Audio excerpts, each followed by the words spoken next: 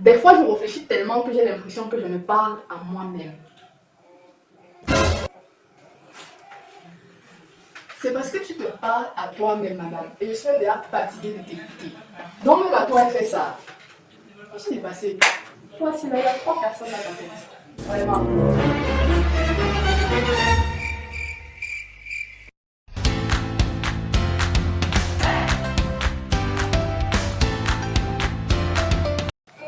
Bonjour à tous et bienvenue sur la chaîne. J'espère que vous portez bien et que vous avez passé une agréable semaine.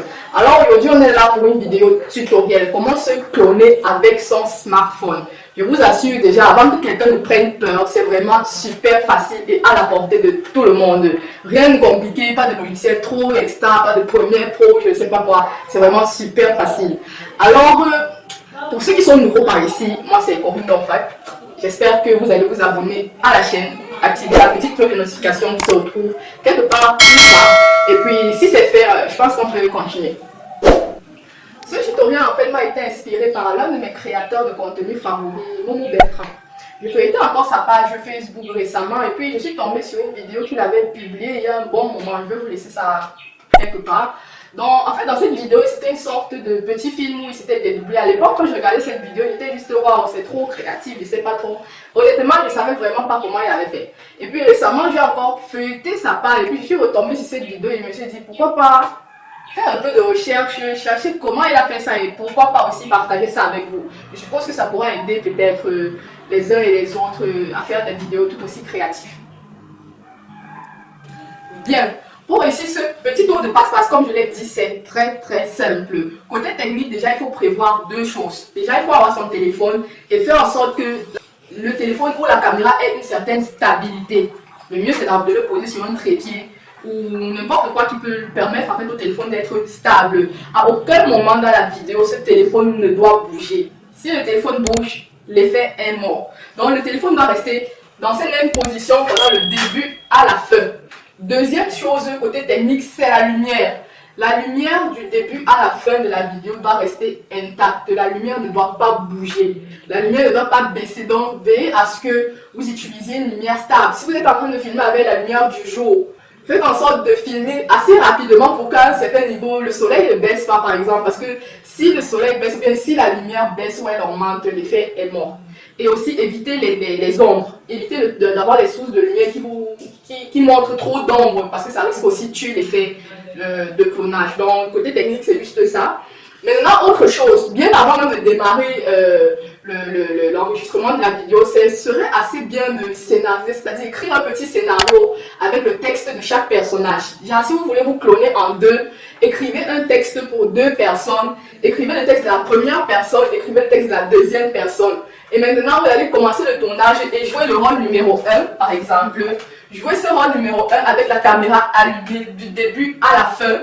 Et puis maintenant, allez juste, par exemple, vous changer de vêtements. Et puis maintenant, jouer le rôle de la deuxième personne jusqu'à la fin, du début jusqu'à la fin. Donc, observez les silences. Si vous devez être silencieux, observez les silences. Donc, le timing, en fait, doit assez jouer. Donc, vous devez être très attentif. D'où l'importance même d'écrire le petit texte avec même les silences. Vous voyez un peu. Donc, avec ça, quand vous avez fait le speech de la première personne, tourner le speech de la deuxième personne, là, maintenant, vous pouvez stopper l'enregistrement de la vidéo. Maintenant que ça c'est fait, on va maintenant passer au petit montage qu'on va faire dans le téléphone avec une application, n'importe laquelle. Mais je vous conseille soit KineMaster ou Videoly.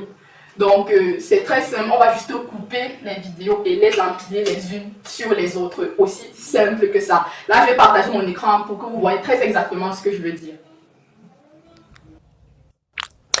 Alors, pour pouvoir enregistrer la vidéo sans que la caméra ne bouge, j'ai dû faire une seule et longue vidéo avec les 3 personnages. Alors la première chose qu'on va faire avec KineMaster, c'est de sectionner cette vidéo de sorte à faire 3 petites vidéos. Alors allons-y. 16:9. On va importer la vidéo que voici. Voilà, et on valide ici. Voilà, on a toute la longue vidéo en question. On va commencer par fractionner le 3e personnage qui est à la fin.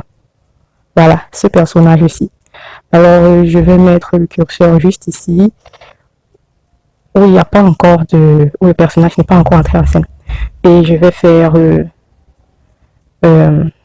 ciseaux. Je vais faire trim to the left, c'est-à-dire retirer tout ce qui est du côté gauche. Ici. Voilà. Donc maintenant, on a une vidéo juste avec le troisième personnage. Et ce que je vais faire maintenant, je vais enregistrer. Pour enregistrer, on fait exporter ici en haut. Export. Skip. Et voilà. La première vidéo est en train d'être exportée. Alors, on va refaire la même chose pour le deuxième personnage cette fois-ci.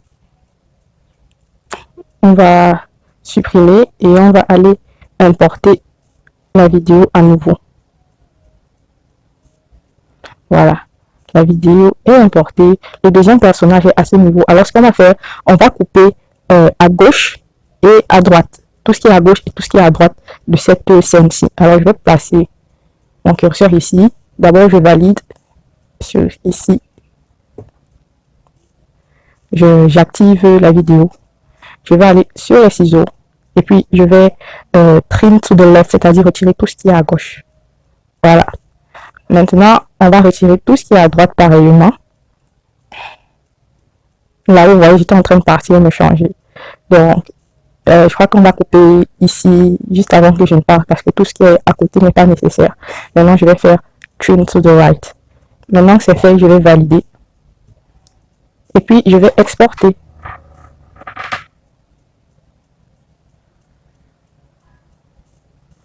Skip. Voilà. Maintenant, vous pouvez faire la même chose pour le troisième personnage aussi. Je vais juste avancer.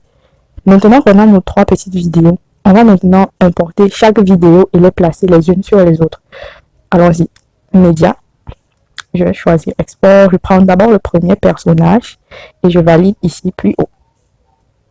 Voilà, le premier personnage est là. Maintenant, ce que je vais faire, je vais placer le deuxième personnage, la vidéo du deuxième personnage exactement où est-ce que je veux que ça entre. Déjà, il faut essayer de lire la vidéo tout doucement pour être sûr de l'emplacement de la deuxième vidéo. Comme ceci. Bon, mais je sais à peu près où c'est, alors je vais bloquer là. Là, regarde à côté, ça veut dire que le deuxième personnage doit entrer en scène. Je vais tout de suite importer la deuxième vidéo sur Layer, Média.